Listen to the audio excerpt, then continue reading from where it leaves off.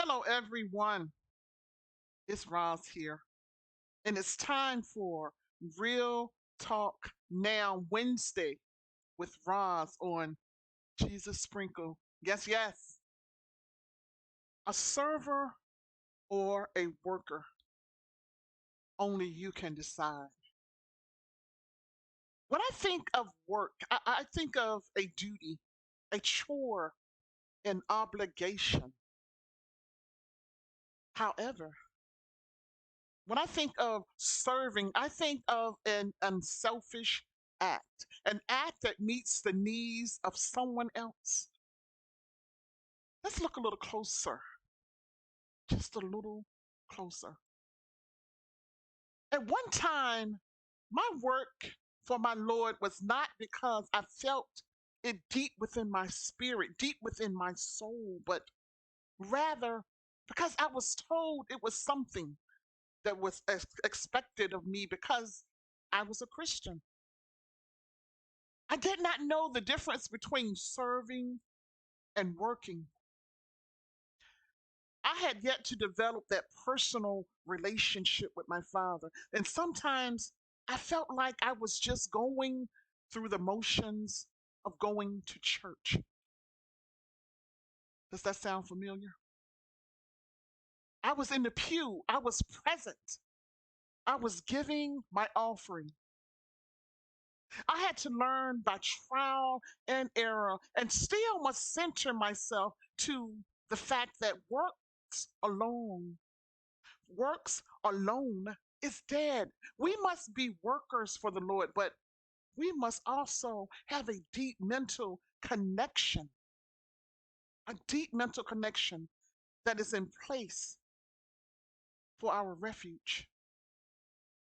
Like any relationship, it takes time to cultivate and nurture that most beautiful and pure relationship. This relationship does not only include nice pleasantries that we give each other on Sunday morning, and we never attempt to reach out to one another throughout the week. This relationship does not only include telling someone that they will pray for you or you will pray for them when they have just divulged a mountain that can't be climbed alone. It's not only that. It also includes us reaching out to them and attempting to help them over that mountain.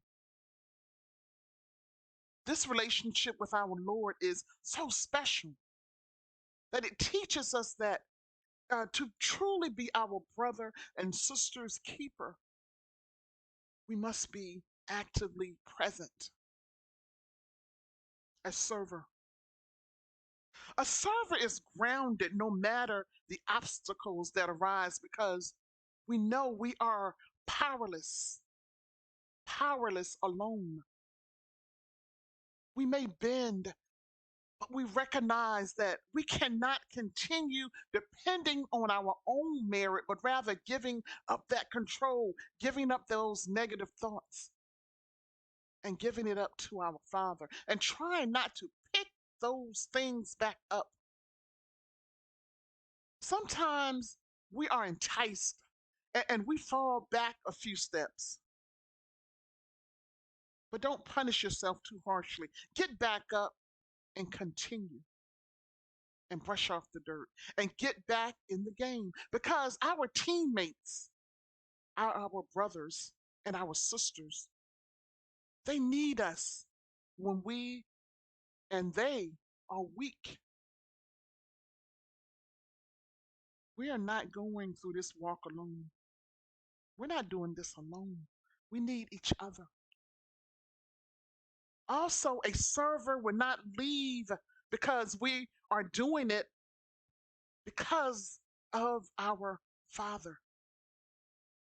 And we're doing it for our Father, which is the ultimate goal, the ultimate prize, the crown of life that is bestowed upon those that are not the fastest, but those that have the endurance to stay and stand.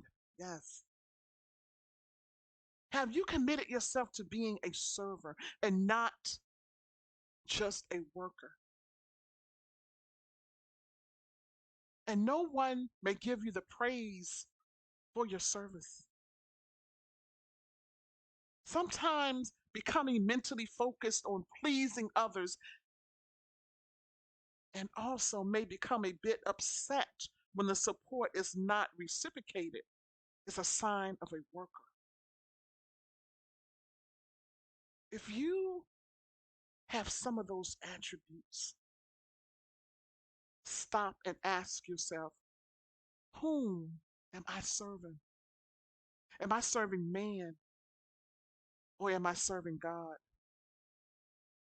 Babies, serving man is self pleasing,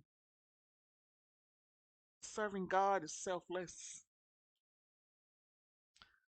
It is, it is a work that may have few accolades, little fanfare, and maybe very little support. But we are energized because it is the most fulfilling work we will ever do. Yes. Ask yourself, why am I doing ministry? Because of a calling from God or because of the notoriety or the fanfare that may accompany it, all of that extra, the bells and the whistles. Is that why you're doing your ministry? An example can be the plethora of platforms that began to appear when the coronavirus hit. So many things were started. So many things were started, which was a beautiful thing. Many were motivated to do something that would make a difference, something that was a great work, and great things were achieved for a time. Let's fast forward 3 years since the onset of COVID. How many of those platforms are still in existence? It appears that the honeymoon phase has ended for many because maybe, just maybe, they did not receive the support, the payback that was expected. Some may have looked at the numbers and convinced themselves, why am I doing this? Because no one cares. Maybe this mindset was adopted because the focus was on man and not on our Father. This is a worker because no roots were set when that ministry or that work was started. Roots takes time to dig deep. We can't be like a tree that is only placed in the ground and not rooted in the ground because in time we will blow away. Ask yourself, am I doing ministry because I want to make friends? I want to make personal connections, or are you doing it because it is an assignment my Father was placed in my midst, that my Father has placed me on? Babies, it is a beautiful thing if along the way, if along our journey, we develop lifelong friendships that develop into an extension of our family unit. That's beautiful. I want us to remember that we as people come and go. We as people let each other down. And sometimes we as people are not able to be that friend in times of need. This can be a deterrent if our focus is not on Christ and if we do not weigh the cost of ministry. Christ told us in Luke 14:28 through 30, suppose one of you wants to build a tower. Won't you first sit down and estimate the cost to see if you have enough money to complete it?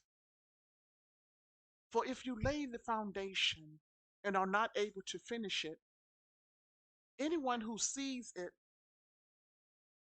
will ridicule you, saying, this person began to build and wasn't able to finish.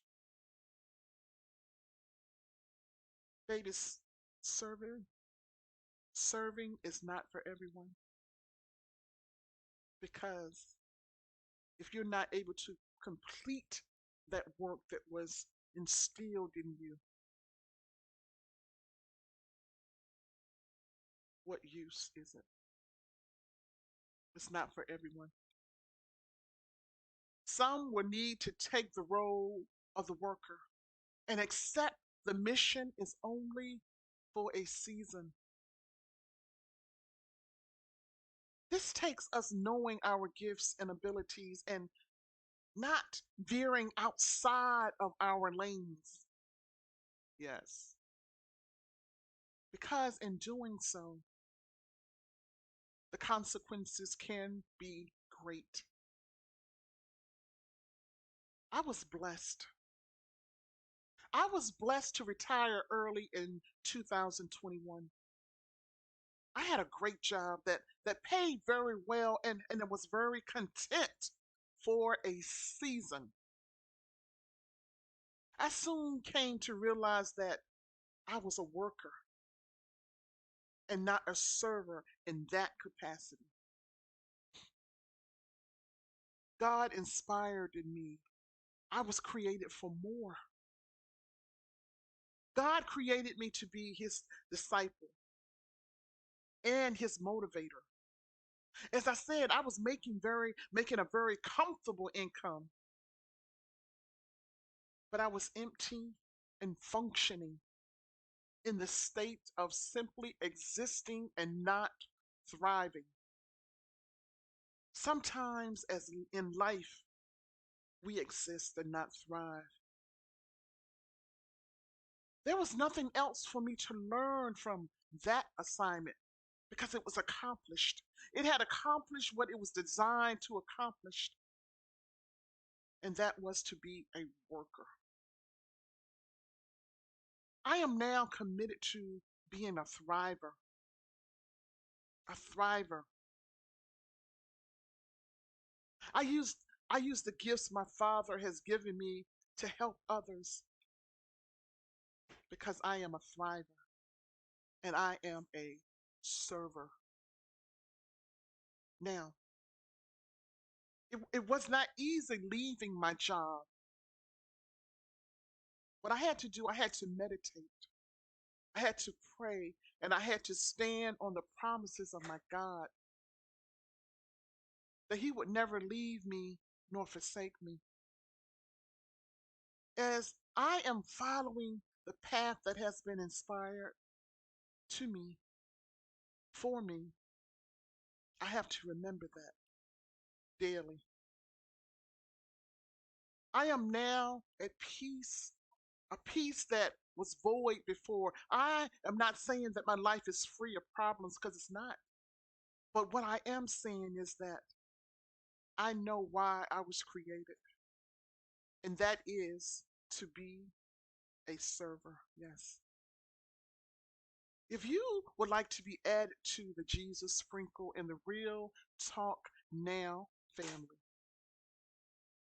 just send me a friend request, Rosalind Green Price, and I will make sure all the positive and uplifting content you will receive daily. Blessings, everyone.